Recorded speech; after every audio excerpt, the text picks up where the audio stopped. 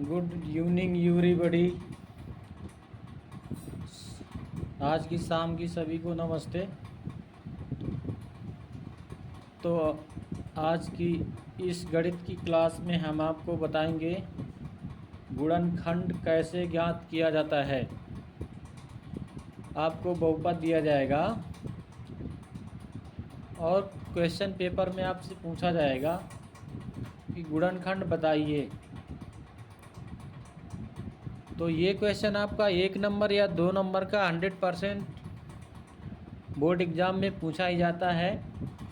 तो इस विधि को समझना बहुत ज़रूरी है। तो हम आपको एक विधि बताएंगे और दूसरी विधि के बारे में अगले दिन बताएंगे। तो चलें हम और क्वेश्चन को लिखकर स्टार्ट करते हैं। तो क्वेश्चन है आपका निम्न में लिखित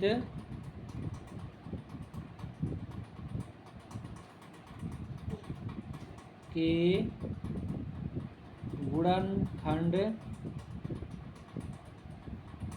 ज्ञात कीजिए। ये क्वेश्चन है गुणनखंड ज्ञात कीजिए। इसमें ए नंबर आपका है 12x² - 7x प्लस का 1 और दूसरा दिया है आपका 2x² प्लस 7x प्लस का 3।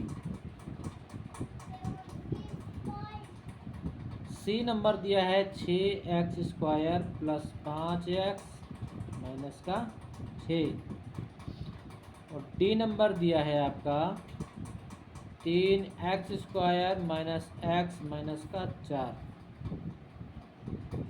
और आपका ई नंबर यहाँ से क्वेश्चन नंबर दूसरा है, उसको मैं बाद में बताता हूँ आपको। पहले इन चार को बता देते हैं। देखो सीधी बात है, जब x² के रूप में रहेगा, x² के रूप में रहेगा और पद 3 है तो उसके गुणनखंड होंगे 2। अब 2 गुणनखंड हो गए तो यहाँ पे आप कैसे, यहाँ पे पद तो 3 है तो जो आपको देखो इसमें क्या होता है, जो x² का पद है, x² और इसका, इन दोनों को क्या करते हैं, गुणा करते हैं। तो हल करेंगे। हल में हम पहले ए नंबर को हल करेंगे। 12x² माइनस 7x प्लस का 1 ये है।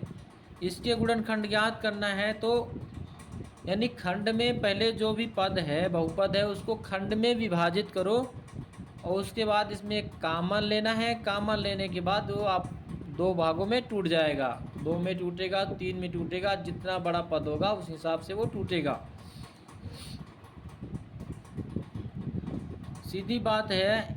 इसमें जो एक पद दिया है सरलीकरण यानी हल किया हुआ है, पहले क्या होता था, आपको पद दिया जाता था 2 पद और उनको आपस में गुणा किया जाता था, तो जो आंसर आता था वो इस टाइप का आता था।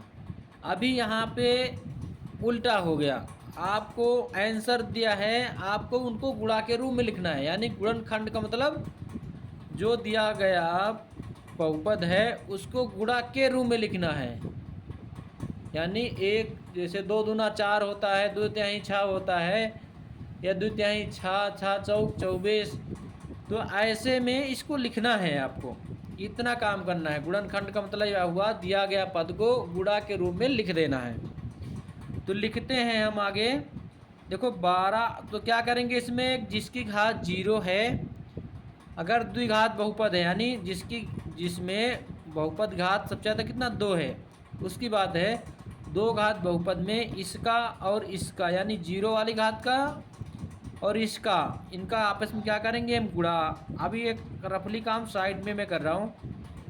12 गुणे x² गुणे 1 बराबर कितना आएगा, 12x²। अब आपको क्या करना है, नेक्स्ट बात ये है किस जो बीच वाला है 7x वाला है इसको इसको कितने भागों में यानी 2 भागों में आपको तोड़ना है। इसको 2 भागों में आपको तोड़ना है 7x को, कि उनका गुणा किया जाए तो 12 आ जाए और जोड़ दें तो कितना आ जाए -7। तो देखो जो यहाँ होता है, जो ये होता है गुणनफल आता है, इसके गुणनखंड जैसे निकालोगे 12 के गुणनखंड क्या निकालोगे 2 दूनी 4 और 4 तिहाई 12 होता है। 2 दूना 4 और 4 तिहाई 12। इन दोनों का गुणा किया जाए तो प्लस का 12 आ जाए, अगर जोड़ा जाए तो माइनस का कितना आ जाए 7। एक बार फिर ध्यान देना, यानी 7 के 2 भाग कौन हो सकते हैं 4 और 3। 4 और 3, 4 3 1 होता है, 4 3 होगा, 4 3 7 होता है और 4 3 12 होता है। गुणा करने पर कितना आया प्लस का 12, लेकिन जोड़ा जाए तो कितना है -7। तो इसका मतलब ये माइनस करें ये माइनस करें तो माइनस माइनस प्लस हो गया और 4 3 12 होगा। अब आपस में दोनों को जोड़ दो तो 4 3 कितना आएगा 7, यानी कि 12x²। इसको क्या लिखेंगे -4x और माइनस का कितना 3x। देखो अब इसको जोड़ दोगे तो बात वही हुई, कुछ चेंजमेंट हमने किया कुछ नहीं किया, ओनली जो जुड़ा था उसको हमने थोड़ा सा अलग कर दिया है, क्योंकि हम जो कार्रवाई कर रहे हैं अभी अपोजिट कर रहे हैं। हम क्या करते थे उसमें, जब हम सरलीकरण करते थे तो पहले भाग करते थे, फिर गुणा करते थे, फिर जोड़ते थे, फिर घटाते थे लास्ट में। अभी यहाँ पे कहानी उल्टा हो गई, उसको पहले घटाना के रूप में लिखना है, फिर जोड़ के रूप में लिखना है, फिर गुणा के रूप में, फिर जोड़ के रूप बाद फिर गुणा के रूप में लिखना है। तो यहाँ पे हमने अभी ये चीज़ें क्या थी, ये जुड़ी हुई थी, दोनों 3 और 4 जुड़े हुए थे तो इनको अलग अलग कर दिया और इसको गुणा करेंगे तो इतना आ जाएगा। अब इसके बाद ये कार्रवाई हो गई। इसके बाद अब तक कामन की कार्रवाई क्या थी, कामन कार्रवाई। तो 12x² और 4x, एक ये हो गया, यहाँ पे माइनस का 3x प्लस का कितना 1 ये हो गया। अब यहाँ पे क्या है कामन जो दोनों में है, यानी दोनों में क्या है जो दोनों में हो सकता है। 12 को क्या लिख सकते हैं हम 3 गुणे 4x लिख सकते हैं और स्क्वायर लिख सकते हैं, और यहाँ पे क्या लिख सकते हैं 4x माइनस का 3x प्लस का 1, 4 भाग हो गए। अब इसमें से कामन लेना है हम लोग, क्या कामन ले सकते हैं, देखो यहाँ पे 4 है, यहाँ पे 4 है, यहाँ पे x है, तो क्या कामन लिया हमने 4x कामन लिया, तो 4 बाहर आ गया, एक x बाहर आ गया तो x बचा, यहाँ पे क्या बचा 3, तो 3 क्या हो जाएगी x, और यहाँ पे ये 4x बाहर चला गया तो क्या बचा यहाँ पे माइनस का 1, क्योंकि इसके गुणा में 1 4 1 कम 4 होगा। अब देखो यहाँ पे इसमें हम क्या कामन ले, इसमें 3 -3x प्लस 1 में क्या कामन लूँ कि ब्रैकेट के अंदर ये चीज़ बचे 3x माइनस का 1। देखो यहाँ माइनस है, यहाँ पे माइनस नहीं है, तो यहाँ माइनस हम बाहर कर लिया, माइनस बाहर कर लिया और क्या लिया 1, क्योंकि 1 से गुणा करेंगे और भाग करेंगे कोई फ़र्क नहीं पड़ेगा, तो -1 ले लिया। अब -1 यहाँ पे ले लिया तो माइनस बाहर चला गया तो 3 बचा और x बचा, लेकिन यहाँ पे प्लस है माइनस बाहर आ गया, क्योंकि प्लस का हम क्या करते हैं माइनस गुणे माइनस होता है तो प्लस हो जाता है। यहाँ पे प्लस है और माइनस ले लिया बाहर, तो यहाँ पे क्या बचा माइनस, तो यहाँ पे क्या बचा 1। अब देखो ध्यान लगाओ, अब एक पद ये हो गया और एक पद ये हो गया, 2 पद हो गए। अब दोनों पद में क्या है जो कामन है, कामन का मतलब जो गुणा के रूप में दोनों जगह उपस्थित है। यहाँ पे 3x माइनस 1 है, यहाँ पे 3x माइनस 1 है, दोनों जगह है, तो इसको हम क्या ले लिया हमने कामन, जो दोनों जगह रहेगी कामन। जैसे गांव में हम क्रिकेट खेलते हैं या गांव वाले गेम खेलते हैं, बोलेंगे चलो डबलिंग खेलते हैं गांव में, ये छुपा छुपी का खेल खेलते हैं, तो उसमें भी 2 पार्टी बनती है, बंदा एक ज़्यादा हो जाता है, दोनों तरफ बराबर हो जाता है, तो क्या करते हैं, एक हम मंचूक रख लेते हैं। मंचूक को क्या बोलते हैं, इंग्लिश में कॉमन बोलते हैं, जो दोनों तरफ है। यानी यहाँ भी है देखो 3x-1, यहाँ भी 3x है, तो इसको हमने अलग कर दिया। जो चीज़ें हम अलग कर देंगे। अब बचा क्या, एक पार्टी में यहाँ पे क्या बचा 4x, और यहाँ पे क्या बचा -1। अब देखो दोनों गुणा के रूप में हो गया, ये गुणा के रूप में हो गया, ये गुणा के रूप में हो गया। तो अब ये क्या हो गया, लिखना तो लिख देना, और नहीं लिखना तो क्या लिख देना, इसको आंसर सीधा सीधा। यानी 12x² - 7x + 1 का गुणनखंड क्या हो जाएगा, 3x - 1 4x - 1। अब ये आगे हो सकता है, ये पीछे हो सकता है, उससे कोई फर्क नहीं होता है। चाहे 2/3 छा का हो, चाहे 3 दूनी छा का हो, बात एक के है। अगर आपका बुक में या कि आपके प्रश्न में अगर इसका अपोजिट लिख के आ जाता है, या इसको और क्या लिख सकते हैं, 4x - 1 या 3x - 1, दोनों सेम चीज़ है। अभी हम आपको एक और बताएंगे। आप लोग देखो 3 दूनी 6 और 7 को तोड़ देंगे, 6x और 1x कर लेंगे, 7x आ जाएगा। ये आप लोग लगा लेना। और आपको हम बताने जा रहे हैं सी नंबर आपको बताते हैं। ई नंबर आप डी नंबर अपने आप लगाना। सी नंबर लगाते हैं तो सी नंबर में क्या दिया है, 6x² + 5x - 6। चलो क्वेश्चन को हल करते हैं। हमने क्या बताया है, दिए आपका द्विघात बहुपद है, क्या है, द्विघात बहुपद। द्विघात बहुपद तो क्या लिखा है, द्विघात लिख देता हूँ, चलो कोई बात नहीं। द्विघात बहुपद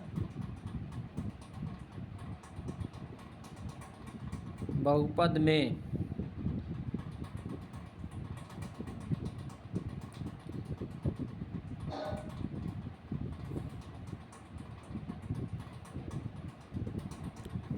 द्विघात बहुपद में अधिकतम घात 2 ही होती है। अधिकतम घात वाले पद और निम्नतम